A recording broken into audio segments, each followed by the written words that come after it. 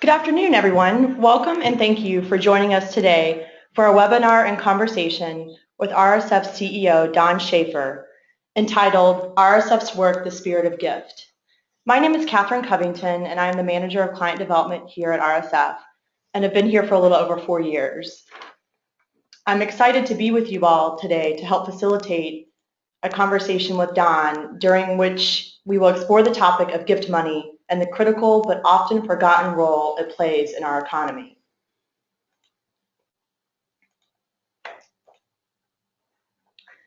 This is the third conversation we have hosted with Don over the past year, and we would love to get your input.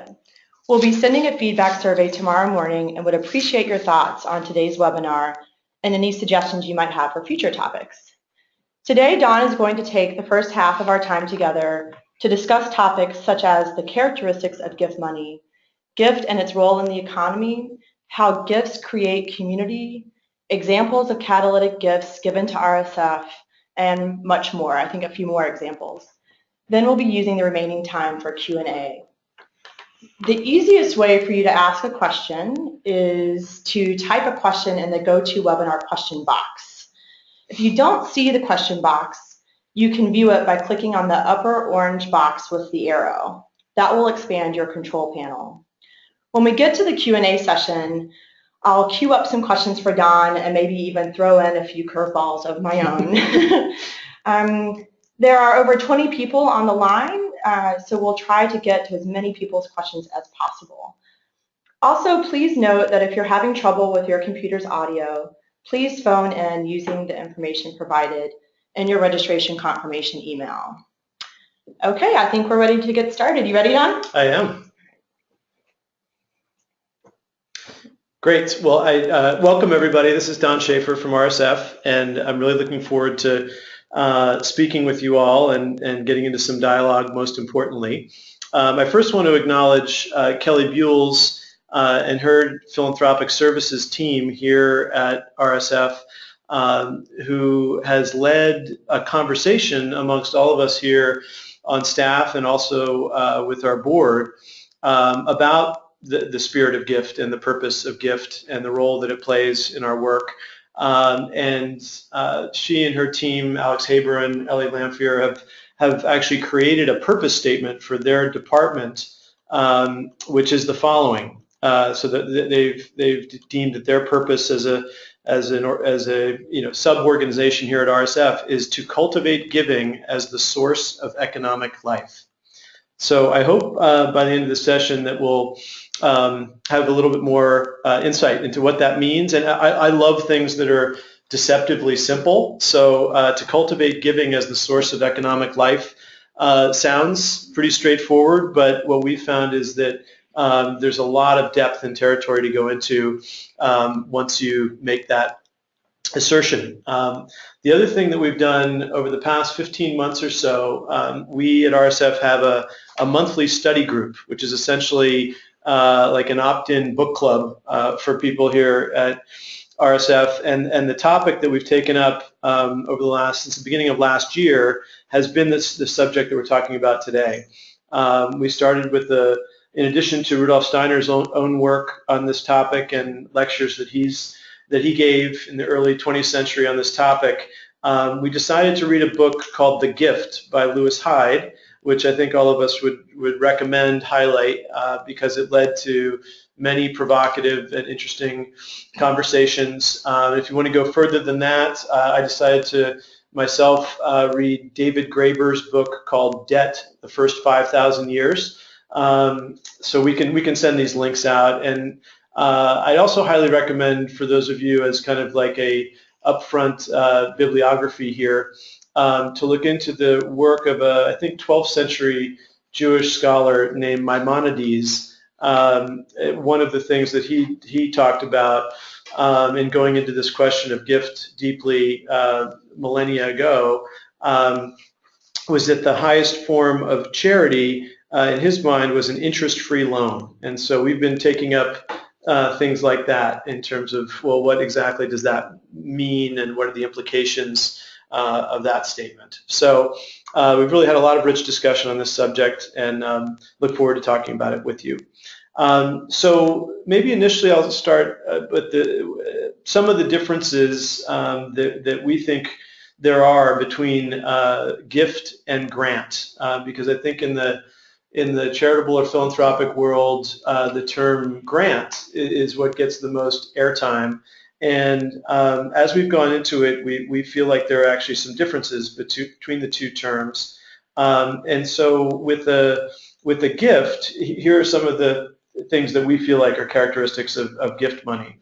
One is that there is no expectation of return. It creates trust between the giver and the receiver. The gifts are not necessarily bound by time. They often give infinitely. One of our board members, Siegfried Finzer, often talks about how gifts to a school building or a school auditorium are effectively giving to the children for decades and decades to come after the initial gift. And gifts allow, we'll talk more about this, gifts allow for experimentation, innovation, and failure because they're not requiring a return. They spark and spur those things in a different way than investments or loans or purchase money does. And ultimately, we believe that gift money creates community and can create social fabric that grant money may or may not do. So then if we look at the characteristics of grant money, there is kind of an assumption in our culture that that those who have the funds to grant out are in control of the situation, potentially to an unhealthy degree. And we've done quite a bit of work on this to try and come up with ways to question the assumptions of this power dynamic related to grant making. And if you go to our website, you can download a white paper on what we call shared gifting that Kelly Buells wrote, and a lot of people here contributed to, that we've been working on for a very long time, 25 years or so in practice. And I'm not going to go into detail about what that is today, but I'm happy to if you all have questions about it. But basically that's the point of shared gifting, is to really question the conventional power dynamic of grant making. Another one that's one of my things that I spend a lot of time thinking about is the outcome or impact reporting that's required by that many donors and foundations are requiring these days. It's kind of a white hot area of philanthropy where I feel like some of the language and some of the practices and behavior of the venture capital world are spilling over into the world of philanthropy, where grant makers feel like they have to have quantitative evidence of a return on investment, or else within a specified time period, or else they don't feel as good or as rigorous about the money that they've gifted or granted, as in the case how I'm describing it.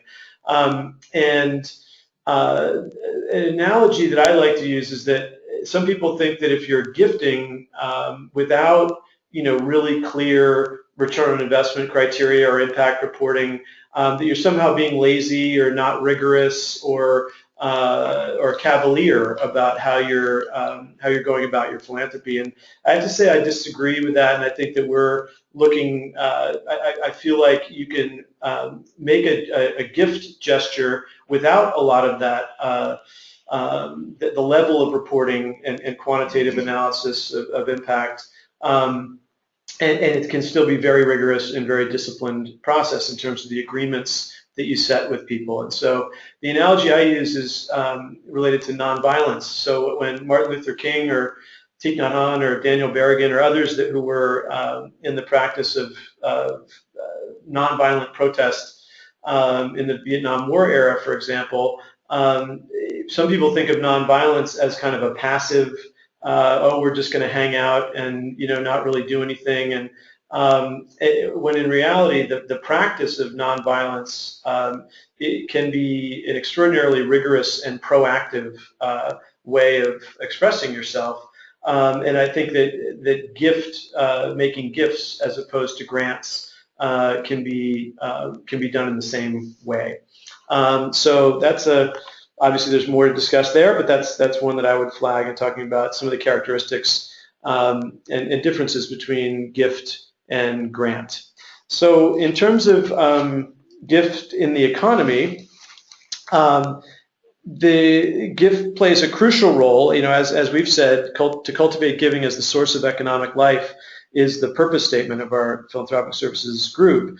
And gift is often critical for funding for education, for funding for research and development. I think just with those two categories alone, one can see that without gift funds going into support education, without gift funds going into support fundamental research, I don't know what exactly we would have as a society, and so it's often good to reflect on that. I feel like in terms of recognizing the importance of gift in the economy, and then of course there are things that are historically, up to the present moment, completely non-monetized, such as being a caring mother, or father, or for that matter, and lots of things that would be put under the heading of a caring economy, and so that I think is self-explanatory in terms of the importance of gift in our economy. And so fundamentally, gift allows for higher risk, especially when you don't have a blueprint or a clear expectation of outcome. Of course, there's no return. Once a gift is given, the donor is giving up control, and most importantly, there's a feeling that in making gifts that builds the essential social fabric of our society. And I think in our work here at RSF, when we talk about the spirit of gift, the way I think about it, even when we're making a loan where we fully expect to be repaid, there actually is a spirit and gesture of gift in it, because we feel like what we're trying to do are reach those that would have a harder time getting loans, or where we're really playing a catalytic role. That's where we pride ourselves the most. So even when we're making loans, I feel like there's a spirit of gift within it. So why don't we now go into some examples of catalytic gifts that RSF has received and what that has allowed us to do. So about almost 15 years ago, we received a gift of a guarantee for what we called at that time the Fair Economies Program. This is a $2.5 million gift that allowed us to experiment and really make the first initial loans to for-profit social enterprises. So prior to the year 2000-ish, we had been making loans exclusively to nonprofit organizations, schools and other organizations aligned with Rudolf Steiner's work and inspiration.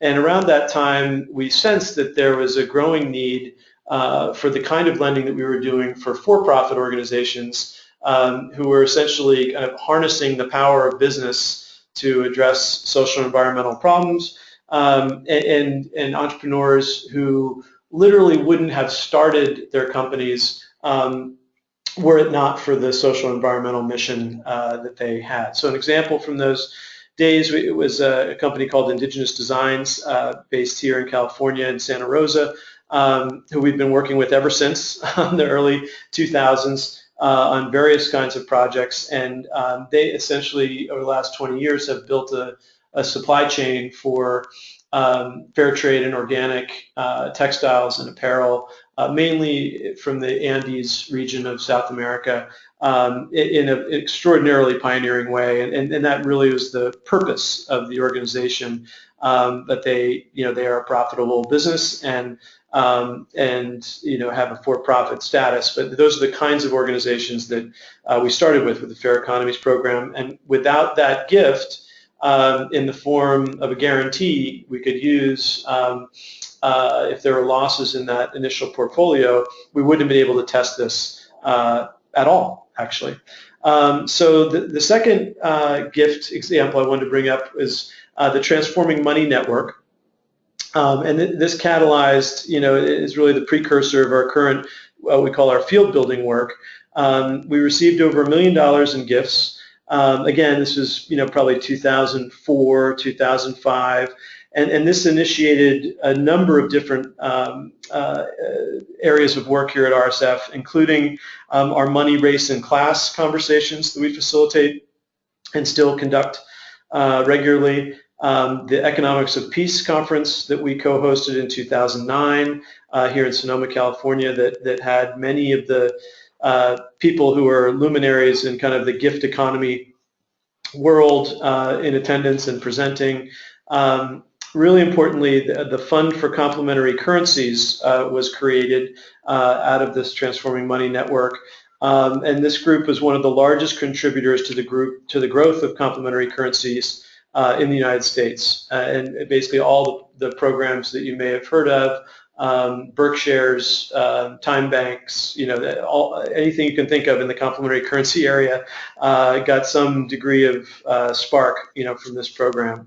As well as the creation of the Sequoia Principles for Transforming Money. And I'll just allow you, you should Google Sequoia Principles because there's some good material there that at this date, where we are in terms of impact investing and the field of social finance, they feel like they could have been created today, but they were created 10 or so years ago, well before there was even the term impact investing. So the third area I want to spend some time on is what we call integrated capital. So this is moving up to the present moment at RSF. We created a fund several years ago called the Local Initiatives Fund, which is essentially designed to be the pilot of a series of integrated capital funds that we would create on certain topics. So this is a philanthropic fund here at RSF. The mandate is and has been to support regional food systems based on sustainable agriculture and resilient local economies. And so the interesting part of this philanthropic fund is that from the get-go, the idea was that we would not only use gifts and grants as part of the allocation of the funds, that we would also do loan guarantees, convertible notes and equity financing, shared gifting circles, a whole range of different capital we have available to put to use. And the idea is that that a significant percentage will recycle, like loan guarantees that won't be needed, will then be available for more kinds of funding once they are taken off of the loans. And so we have raised $6.25 million to date in the Local Initiatives Fund. The initial pilot phase between 2012 and the middle part of last year was to put $2 million to work, and we did that in 40 different projects, and I'll touch on some of those in a moment. But those are some examples of kind of innovative gifts and catalytic gifts that we've received and what it's been able to allow us to do. So let's talk about some of the examples from the Local Initiatives Fund. There's a company called Fibershed based here in Marin County in California. It's founded and run by a woman named Rebecca Burgess. And I'll just go through kind of the problem solution statements for Fibershed and these other two examples. And I'll talk about the kind of funds that we put to work through the Local Initiatives Fund that relate to our topic today. So after agriculture, many of you may not know that the textile industry is the #1 polluter of fresh water on planet Earth. And there are 2,000 synthetic chemicals, in the market that are used to soften and process clothing after the farming and dyeing processes are complete that cause many illnesses and as well as negative effects on the environment. And so for the other piece is that in 50 years ago, in 1965, 95% of the clothing in the typical American's closet was made here in the U.S. And today, less than 5% of the clothes are made here. And there are many other things we could say about kind of the problems in the textiles industry. And so FiberShed develops regenerative textile systems that are based on carbon farming, regional manufacturing, and public education. And so they are doing things like creating a network of wool mills here in California, such that over time it will be possible for textiles manufacturers to draw on a supply chain here in California to make products that will then be sold and worn and used here in California. So out of the Local Initiatives Fund, we made a $35,000 grant to FiberShed, which was among the first funding that they received because we believed in Rebecca and we saw that this was really aligned with what we'd like to see. And since then, again, we don't have exact figures, but we know that there are many other individuals and foundations that have made grants to FiberShed for general operating support that have been leveraged from our initial commitment. And so this is an example of where we're really trying to be catalyzing activity with gift funds. We really have a focus on general operating support with this kind of grant as opposed to project support. The next example is called People's Community Market. So some may be familiar with People's Grocery, which is based in West Oakland here in California. It's an inner city, West Oakland's an inner city community of 26,000 residents who are predominantly African American and Latino, and there's not a single full service grocery store in that neighborhood. And as a result, 70% of the residents' grocery spending goes to stores in surrounding cities. There's a tremendous amount of inconvenience, time and cost associated with this, as well as the fact that the nearby corner stores that they go to carry mostly processed, very poor quality foods that are sold at high prices. And so the vision for People's Community Market is to create a full-service neighborhood food store, a health resource center and community hub that engages and supports West Oakland's families to attain healthier and more socially connected lives. And so this has been a project. Brahma Mahdi is the entrepreneur here. He's been working on this project for approximately 11 years that I know of, and because it's a very hard problem, and we respect his tenacity and vision and commitment on this. And they several years ago initiated a direct public offering to the community here in the Bay Area to support this work. And if you don't know what a direct public offering is, I'm not going to go into a lot of detail here. You can Google it, direct public offering. You can go to help me out, Jenny Cassins, Cutting Edge Capital. And so they needed $1.1 million to buy a building for People's Community Market, and they had raised about $700,000 in funding through the first stage of the direct public offering. The vast majority of which in small amounts, like $5,000 at a time. And they kind of stalled. You know, they had kind of tapped the community, and so in order to reinvigorate the campaign, we made a $50,000 investment in the company, which they were then able to raise an additional, I think, couple $100,000 as a result of that, and so and complete the campaign. So. In addition to that, People's Grocery, which was the sister organization and kind of origin place of People's Community Market, got its first grant from RSF many, many years ago, 15 plus years ago. So this is an example of a long-term relationship, a way of using gift money in the form of an investment that is trying to play a certain catalytic role where this is a project that likely would not have reached their goal were it not for these funds that we deployed through the Local Initiatives Fund. The last example I want to talk about is Hudson Valley Harvest, which, as the name implies, is in the Hudson River Valley of New York State. And the problem statement here is that most meat, as many of you may know, that we eat comes from what are called concentrated animal feeding operations, or CAFOs, gigantic feedlots where there are often heavily medicated hormone-infused proteins that have caused a lot of health problems, as well as the runoff, from these facilities takes a big toll on ecological life downstream. And so, and much can be said the same. I reflected the other day on the Central Valley of California. In many ways, the Central Valley of California is a little bit more akin to a factory than an agricultural area, and so this is the problem that Hudson Valley Harvest has taken on.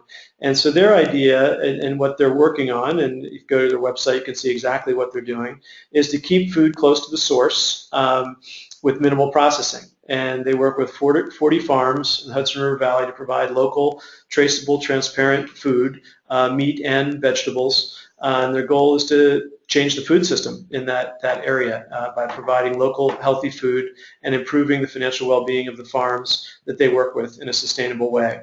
So in terms of integrated capital and how we've used gift money here in the Local Initiatives Fund, we provided a line of credit to them with a guarantee from the Local Initiatives Fund. So the way that we were able to get comfortable with the risk of this loan, this line of credit, was to use some of the gift funds as a guarantee for the loan. And then secondly, we also made a $5,500 grant to support the Hudson Valley Agricultural Development Corporation to provide technical assistance to Hudson Valley Harvest to essentially examine its numbers, improve its margins, and take on some other things that will lead to its financial sustainability. So we congratulate Paul Allward and Sam Ullman and Joe Katona there, who are the co-founders of Hudson Valley Harvest, and these are a handful of examples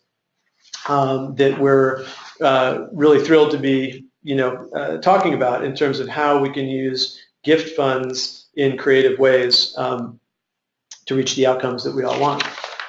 So I think that's pretty much it for what I'd like to say for now. There's a lot more that could be said on this subject, and the next one of these that we do on this topic will be Kelly herself, I think, but we're pushing it off from the dock here, and I hope we can have some good dialogue.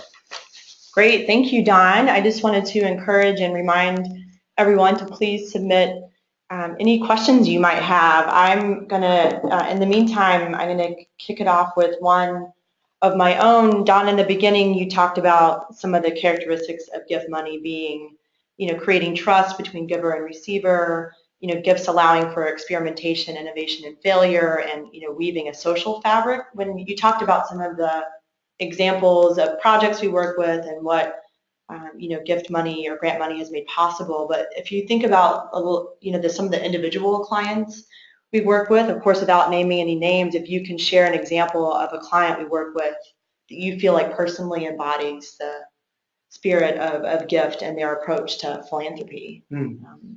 Of the donors. Yeah, or people that you've worked with while you've been here. Sure. Yeah, I mean, we're really fortunate here at RSF where we get to work with many donors who share some of the same views that I was talking about in terms of the characteristics and differences between gifts and grants.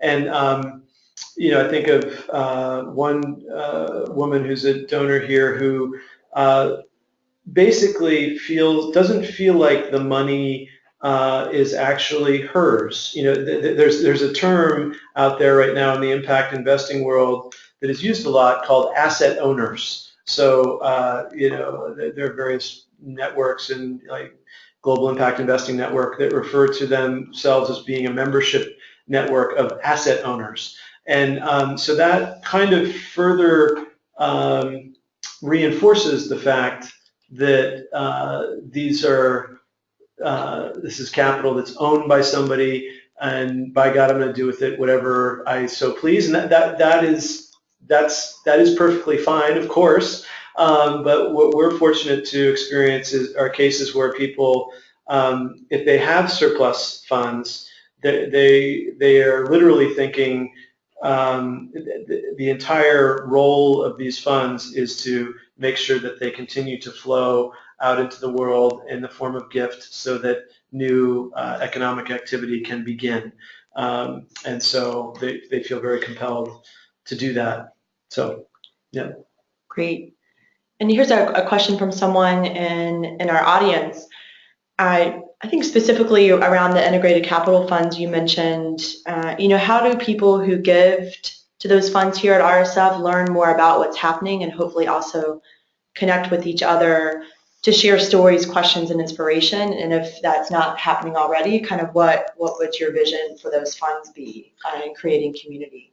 Yeah, that's a great question. So we've just gotten this first integrated capital fund off the ground these past few years. We've been doing versions of it for a long time because we've been doing giving and investing and lending for 31 years, but we've really formalized it now in the form of the Local Initiatives Fund. And the next stage, now that we've put a couple $1 million to work, we're finding that we're getting great response and feel like there's a real need in the world for this kind of approach.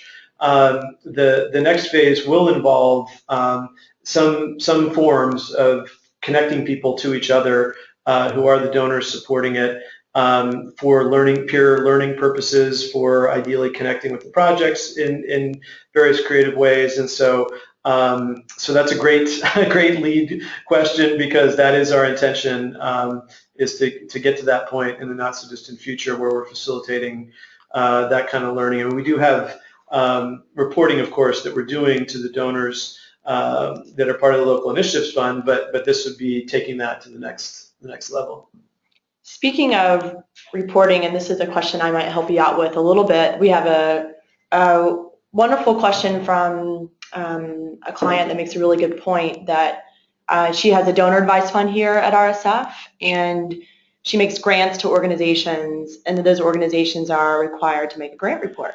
This does not sound like it is in the spirit of gift, as you have been discussing, and maybe just a little bit of color on that, because my first 3 years here I was in philanthropic services at RSF, and unfortunately the IRS doesn't embrace the spirit of gift, and there are certain rules that we have to abide by, which used to make my skin crawl.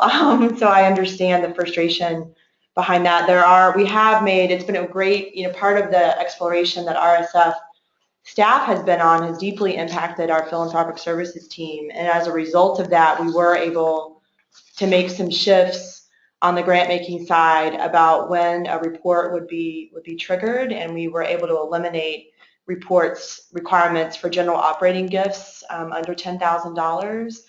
And the reports that we do require, we try to make as simple as possible. But I do understand that it's always that's a frustrating issue. But on the flip side, though, we do get a lot out of the information that is submitted from projects, and try our best to highlight a lot of the key happenings and stories through our communications channels. But I don't know, Don, if you have anything else to say on that point. Not much. That's a really good point. Great question and good point. And yes, to what Catherine is saying, that there are certain IRS regulations, and we're in a certain culture of philanthropy today that hopefully will evolve to allow for more kind of subtle and nuanced interpretations of how that can happen and not have to be as regimented. We tend to want to be as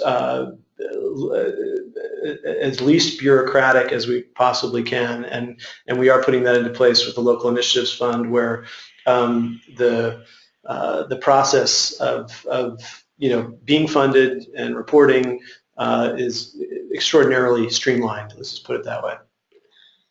Great. And you touched briefly on the shared gifting process that that RSF, has been doing for the last few years that was inspired by the Mid-States group. But I wondered if you could talk a little bit more about that process and what makes that process innovative and beautiful, so to speak, from the community weaving perspective and the different power dynamics that exist there versus a traditional, grant relationship. Sure.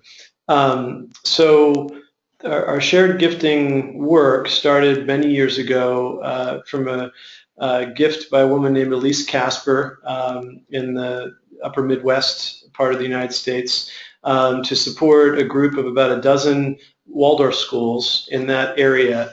And instead of her deciding how much money should be given to each school each year and for which projects and so forth, she thought it would be fun for the schools to come together and discuss it amongst themselves. So essentially a total amount was effectively placed in the middle of the table, and then the leaders of these organizations would discuss what their needs were for that year, what their intentions were, etc. And it essentially did a lot to dissolve what I think had previously been a competitive process. It dissolved the idea that somehow the capital holder is going to determine everything that happens as opposed to the community of those who are benefiting from it. And so there are some potentially counterintuitive things that happen in those meetings where the altruistic impulse comes out in people, and people end up almost like giving too much away to each other because they're inspired by each other's stories. And then there's a whole range. One other dynamic is there's a whole range of additional gifts that are made in these circles of I have an amazing marketing person that you should know about, or even sharing other donors with each other, things that are not commonly done in the nonprofit world. And so since that group has been going for a couple of decades now, we've now applied it to the area of food and agriculture since we have some funds available through the Local Initiatives Fund. And we've hosted groups here in the Bay Area, in the Skagit Valley in Washington State, in the Philadelphia area. These are groups of 7 or 8 nonprofits at a time that are going through the same process, and it's quite transformative. And again, I would download the white paper on our site if you just search under shared gifting, and then call Kelly or John Bloom, who are the 2 people here on staff who have spent the most time not only studying this but also practicing it. So we feel like it could be an extraordinarily innovative and replicable process, but it has to be pretty well facilitated and set up at the beginning in order to make it work well. Another question from the audience, with RSF, granting to nonprofits, and also, we make loans to nonprofits and for-profits. How we approach gift and how we work inspired some of our portfolio companies or grantees to also, give back, and possibly, give back to RSF either through opening a donor advised fund or making a gift or being an investor. Maybe you could talk about a couple of ways you've seen that play out, our influence. Sure. It may be helpful to stay with an example that I already cited earlier. So Scott Leonard and Matt Reynolds at Indigenous Designs up in Santa Rosa, as I mentioned, were part of the initial Fair Economies program. We made a line of credit available to them. They since have grown quite a bit, and a recent chapter is that they created what's called a Fair Trace tool, where if you're at a clothing store, and you want to buy one of their sweaters, you can essentially swipe your phone next to the hang tag on the garment and up will pop videos and stories of the actual people who made your garment and the village where it was made, etc. And so we were able to make that that product innovation possible through funding it as well as kind of a second chapter. And then now they have opened up a philanthropic fund here. Indigenous Designs has as a company so that they can take part in furthering more work in the area of fair trade and organic supply, and have been partially responsible for inspiring us to create a new integrated capital fund that will be part of the next wave of funds that we do on fair trade supply chain specifically. And so that's an example of how a 15-year relationship has evolved, and I'm skipping about 19 different other things that I could say about them, where it really was the spirit of gift that brought the whole thing together. And Don, do you remember, because RSF is a nonprofit, and we're often, in the position of asking for gifts for ourselves. Do you remember what it was like to ask for your first gift? Either here, it could be here or elsewhere. Mm-hmm. And did it feel like you were asking for a gift, or was it more of a grant dynamic? Or I was just curious. This is the advantage of me being over here. I can ask some questions I've been curious about. Yeah, that's a good question. Yeah. So I'm still more or less scared to death every time I have to ask for money. And it's not something that I think comes that naturally to too many people. If it's too natural for somebody, that might be a little scary.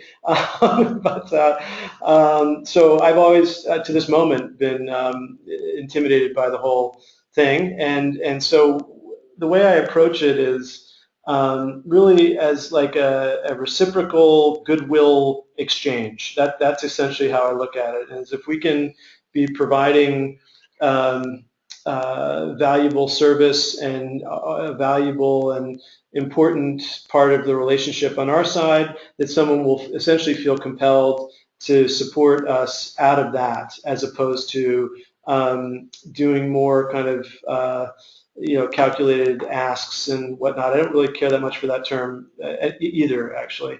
Asks, that is. So that's basically how I'd summarize my philosophy and approach. And then I remember one situation when I was the head of the Business Alliance for Local Living Economies about 12 years ago. I asked Susan Clark at the Columbia Foundation for really what was the first institutional grant for that organization. And I decided at the very last minute to ask for a multi-year grant, just because it popped into my head, thinking, why not? And she said yes, and it was an amazing experience. I had been in the for-profit world before this, and really was a real neophyte when it came to the whole gift part of things. And so that really, so I have Susan to thank for that. I've had a chance to share that with her, thankfully, and so anyway, but that was an example where I really had no idea what I was doing, and someone like Susan was very kind in her response. Yep. We have a really good question from the audience. You mentioned earlier, we were talking earlier about peer learnings and shared, the shared gifting circles, and you also mentioned that sometimes the VC language is creeping in, the venture capital language is creeping into philanthropy. Mm-hmm. With certain venture capitalists starting philanthropy impact investment as part of their portfolio, what is your thought around inviting VCs and AngelList to RSF peer learning sessions? Or further, is there a plan to make transparent the shared gifting models, which you can maybe speak to more about how we've tried to do that? That's a great question, and the short answer is yes, and then the medium-winded answer is that we haven't gotten a lot of traction so far when we've invited, although we're based here essentially in Silicon Valley in San Francisco, we have not had a lot of luck getting response when we've invited either cashed out tech entrepreneurs or foundations that they have to take part in what we're doing. Many of them have in my personal experience, still have quite a compartmentalized view of investing and giving, and the notion of integrated capital and the idea of using gift funds to invest in a direct public offering, for example, for people's community market, it kind of fries circuits for them. They don't totally understand or necessarily think that that's a good idea. They think that potentially you should be investing to make the highest possible return in the shortest possible time, and then when that works out, if it works out, then you've got money to give away. And that's cool, potentially, but we're experimenting with a little bit different approach. And so I would look forward to, if any of you know people that would want to learn more about it in that arena, we definitely would like to get into conversation more. We've tried in some ways and haven't been that successful thus far. Great. And you talked earlier about how we've been involved in this gift conversation more deeply as a staff over the last couple of years, which resulted in the philanthropic services team reevaluating their purpose statement, and the integrated capital funds have become an active area of activity. Looking ahead, like the next 5 years, what do you see in RSF's gift feature, either culturally or project-based? What are you most excited about? Yeah, that's a great question. So a couple things. One is, I'd like to see us have a dozen or so of these integrated capital funds in different thematic areas, in the years to come, and we are going to be working diligently on that.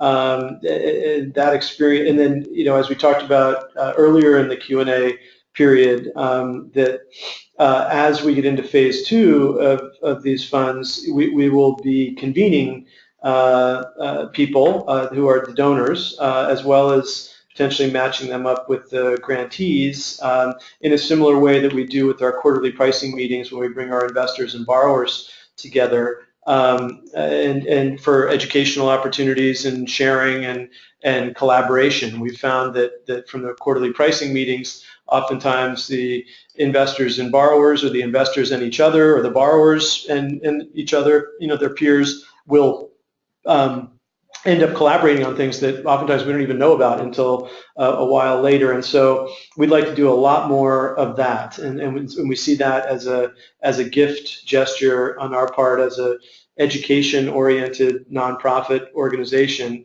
who happens to be in the business of finance. That's how we see the transformation of the way the world works with money happening, is through more connection points rather than less, and people having more visibility to either where their money's going or where their money has come from. So a lot more things related to that. Great. Another question from the audience is, in making gifts, but like we do through our funds, do we have conversations around the gifting behavior of our grantees or giftees? If you think back to some of our local initiatives fund conversations, if we're, does that ever come up? Do we ever look at the community impact, and whether they are also giving back to their community, and monetarily or otherwise? We do, and we do know that we have many anecdotes of what a woman named Marion Weber, who started something called Flow Funding a number of years ago, which is kind of a precursor to shared gifting, or a parallel sister manifestation of shared gifting, where the idea is that instead of deciding where all the money would go, she would make gifts and then expect that a portion of the gifts she would make to the first concentric ring organizations would be gifted on to the other, concentric rings beyond. And we have seen, quite a lot of evidence of that happening. I think that it is mostly anecdotal. We don't really track it, but I think all of us that are involved in it have conversations about about that phenomenon, and we hear feedback that it's incredibly fulfilling for those that do it, and that then rolls back to it being really fulfilling for us, and then hopefully for the donors when we can share those anecdotes. What about, we'll talk a little bit about, I know one thing that we're thinking of piloting in the local initiatives fund is pay it forward grant making. Maybe you could talk a little bit about the inspiration behind that and what we're hoping for. Yeah, I don't know if, I forget the name of the fast food chain, but there's a, Tim Hortons. There's a fast food chain up in Canada called Tim Hortons. It's kind of the McDonald's of Canada. And some people may know about this, but they hold this one Tim Hortons restaurant in Calgary, I think, holds the record for the most continuous pay-it-forward transactions at the drive-through window. So someone, at some point drove up to the Tim Hortons drive-through window and said, "I'm paying for my food and I'm paying for the food of the people behind me." And then that person drove up and said, and they said, "Oh, your food's paid for." And the person said, "Whoa, that's weird. Well, I guess I'll pay for the people behind me." And then the next person did it, the next person did it. I think it was 645 transactions in a row before someone finally drove off with free food.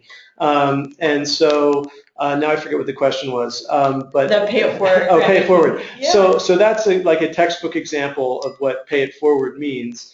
I would encourage people to go check out the Pollinator Project, which is a really fascinating model. One of our donors initiated this where he gives away, he makes $1,000 a day available in interest-free loans. It's a fascinating process, and he expects that the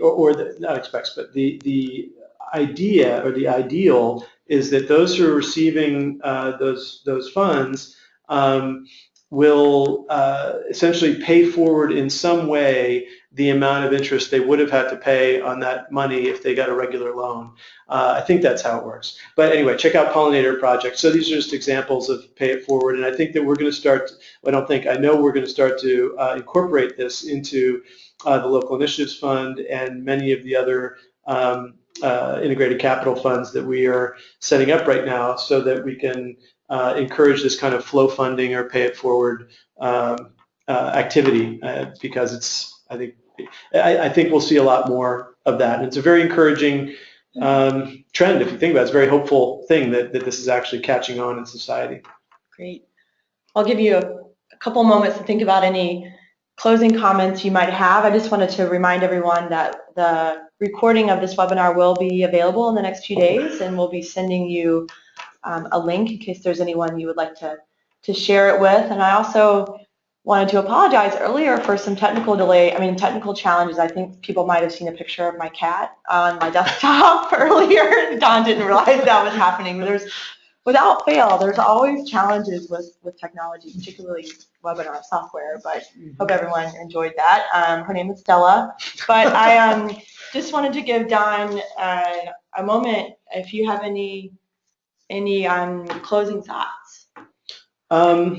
Not many. I first I want to thank you, Catherine, and thank everyone who helped put this together. And I'm glad that you all who are on the phone have interest in this topic. And I urge you to contact any of us if you want to discuss any of the subjects we've talked about today. We're a fascinating hybrid social enterprise ourselves, as Catherine and I both mentioned. We're a nonprofit. Public benefit organization.